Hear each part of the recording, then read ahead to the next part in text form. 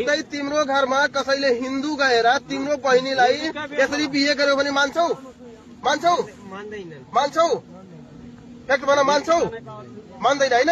आज हिन्दू धर्मको कस्तो ठुलो मजाक बनाइदिए। ल धन्यवाद। हिन्दू आस्थामाथि कसरी खेलवाड हुन्छ, लभ जिहादमा हिन्दू केटीहरूलाई युवाहरूलाई कसरी फसाइन्छ आज यहाँ प्रश्न देखियो।